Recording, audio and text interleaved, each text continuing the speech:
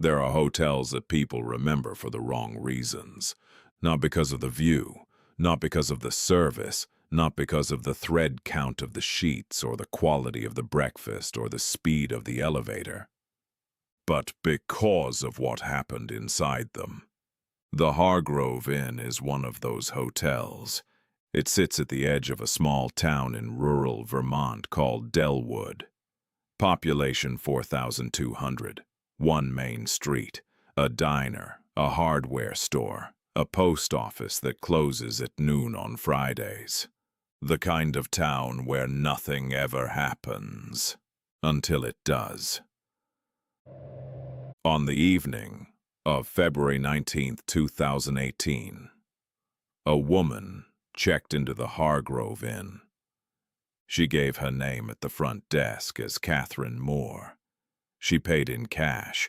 She asked for a room away from the road. She had no luggage except a single canvas bag, the kind you get free at a grocery store, which she carried over her left shoulder. The clerk who checked her in was a 22-year-old college student named Derek Sims. He worked the evening shift 3 nights a week. He would later describe her as calm, almost too calm, the way people are calm when they have decided something. And the deciding is the hardest part, and now that it is done, there is nothing left to feel. She was given room 9. She thanked Derek. She took the key card. She walked down the hallway and did not look back. That was the last time anyone on the staff saw her. The Hargrove Inn had 24 rooms spread across 2 floors. Room 9 was on the ground floor, at the end of the east hallway, the last room before the fire exit. It had a queen bed, a small desk, a window that looked out onto the parking lot. The Do Not Disturb sign went up on the door at 8:17 p.m. It did not come down. By the morning of February 21st, Derek had noticed the sign had not moved in 36 hours. He mentioned it to the manager. The manager, a methodical woman named Patricia Keene, who had run the inn for 11 years, knocked on the door at 10:30 a.m. No answer. She knocked again. Nothing. She used her master key. The room was empty. The bed had not been slept in. The canvas bag was not there. The bathroom showed no sign of use. The complimentary toiletries were still in their sealed wrappers. There was no indication that Catherine Moore had ever been in that room. Except for one thing.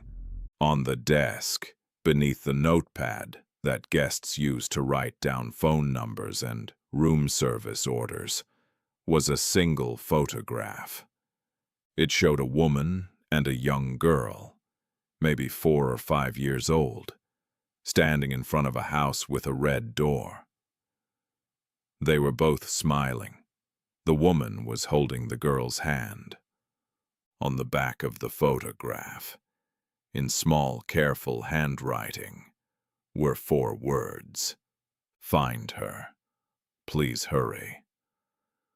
Patricia Keene called the police at 11:02 a.m. The officer who responded was a deputy named Thomas Hale. He was 31 years old. He had been with the Delwood County Sheriff's Department for 6 years. He had investigated 2 break-ins, 1 domestic disturbance, and a handful of traffic accidents in his career. He had never worked a missing persons case. He walked through room 9 carefully. He photographed the undisturbed bed, the sealed toiletries, the notepad beneath which the photograph had been left. He bagged the photograph as evidence. He ran the name Catherine Moore through the system. It came back clean. No criminal record. No outstanding warrants. A driver's license, registered to an address in Hartford, Connecticut. He called the Hartford address. No answer. He drove the 4 hours to Hartford 2 days later. The address was a storage facility. The investigation that followed was unlike anything Thomas Hale had ever encountered. Catherine Moore, if that was her real name, did not exist in any meaningful sense. The driver's license was real, but the Social Security number attached to it had been issued to a woman who had died in 1987. The car registered to the name had been reported stolen from a parking garage in Boston 6 weeks earlier. Whoever had checked into room 9 of the Hargrove Inn had been very careful to make sure she could not be found. But she had left the photograph. And the photograph was real. Thomas Hale spent 3 weeks trying to identify the people in it. The image was taken on a film camera, not digital, which made metadata analysis impossible. The house in the background appeared to be a standard colonial-style home that could have been anywhere in New England. The red door was distinctive, but there were a lot of red doors. He showed the photograph to Patricia Keene, to Derek Sims, to every staff member at the inn. None of them recognized the woman, but the desk clerk at a gas station 2 miles from the inn, a woman named Rosa, who had worked the early morning shift for 20 years, looked at the photograph for a long time. And then she said, "I've seen her. The woman, she came in for coffee. Morning of the 19th, maybe 6 a.m. Before she checked in anywhere." Thomas asked, "Did she say anything?" Rosa thought about it. She said, "Just one thing. She was standing at the counter and she looked out the window and she said, 'I hope someone finds her before it's too late.' Then she paid for the coffee and left." The girl in the photograph was identified 3 weeks into the investigation.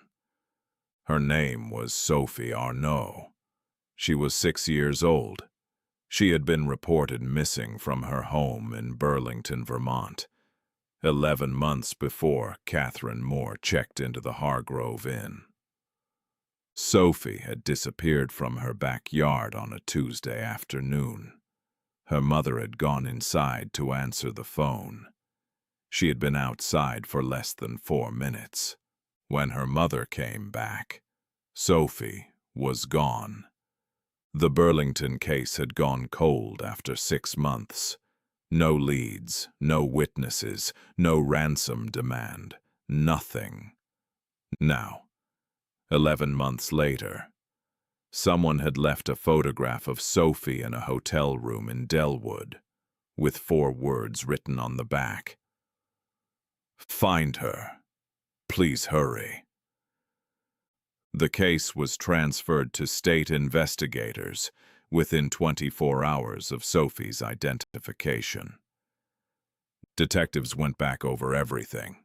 The Hargrove Inn security footage from February 19th showed Catherine Moore arriving in a dark sedan. The plates were obscured by mud. She entered at 7:44 p.m. She was never seen leaving, but the parking lot camera showed the sedan departing at 3:17 a.m. The driver was visible only as a silhouette. Thomas Hale requested enhancement of the footage. The technician who worked on it spent 4 days trying to sharpen the image. What he got was this. The driver appeared to be female, and in the passenger seat, barely visible, was a second figure, small, hunched forward. The technician flagged something else in the frame, a detail so small he almost missed it. In the back window of the sedan, pressed against the glass, was a hand. A child's hand. The search for Sophie Arnaud became one of the largest in Vermont history. Tips came in from across the state. Investigators followed 340 leads over the course of 8 weeks. On the 61st day, a hiker found a canvas bag in the woods outside a small town called Mercer, 40 miles from Delwood. Inside the bag, a change of clothes, a burner phone with a dead battery, a handwritten list of names and addresses that investigators spent months working through, and a child's drawing, crayon on white paper, a house with a red door, 2 stick figures holding hands, and above them, in careful letters that a 6-year-old might write, "Me and Mama." Sophie Arnaud was found on the 74th day. She was alive. She was in a farmhouse outside of Mercer, in the care of a couple who claimed they had found her wandering alone on a rural road 7 months earlier and had taken her in, intending to contact authorities, but had never done so. They were arrested. Charges were filed. The legal proceedings are ongoing. Sophie was reunited with her mother on a Tuesday afternoon, the same day of the week she had disappeared. Her mother did not speak to the press. She issued a single statement through her lawyer. It said, "We are grateful beyond words, and we want to find the woman who left that photograph. Catherine Moore has never been identified. Whoever she was, she knew where Sophie was. She knew enough to lead investigators toward the truth, but she could not, or would not, do it directly. She built an identity from a dead woman's records. She drove to a small town in Vermont in the middle of winter. She checked into a hotel room she never used. She left a photograph beneath a notepad. And then she vanished. Thomas Hale still thinks about her. He retired from the Delwood County Sheriff's Department 2 years after the case closed. He keeps a copy of the photograph on his desk at home. Not the original. That's in evidence. A copy he made before he handed it over. He looks at it sometimes. The woman, the girl, the red door, the smiles. He thinks about what it takes to know something, and to be so afraid of the consequences of saying it out loud, that the only way you can help is to disappear into a hotel room in the middle of the night, leave a clue on a desk, and vanish before the sun comes up. He thinks about the hand pressed against the back window of that sedan at 3:17 a.m. He thinks about what Sophie must have seen from whatever place she was being kept, when someone she trusted told her that help was coming. He doesn't know if Catherine Moore is still out there. He doesn't know if she is safe. He hopes she is. Room 9 at the Hargrove Inn has been rented out hundreds of times since February 2018. Patricia Keene had it repainted after the investigation. New carpet, new desk, new notepad. But sometimes, late at night, when the inn is quiet and the east hallway is empty, she walks to the end of the corridor and stands outside. Room 9. She's not sure why. She just does. She stands there in the quiet, and she thinks about a woman who drove through the dark to a town she had never been to leave a message for someone she had never met, because it was the only way she knew to say, "There is a child out there who needs to be found, and I am too afraid to be the one who finds her." Somewhere tonight. In a city or a town or a house at the end of a road that doesn't appear on any map. Catherine Moore is living under a name we don't know. Or she isn't living at all. Either way, she left something behind. 4 words on the back of a photograph. In a hotel room, no one was supposed to notice. Find her. Please hurry. Someone did. This story is fictional and created for entertainment purposes only.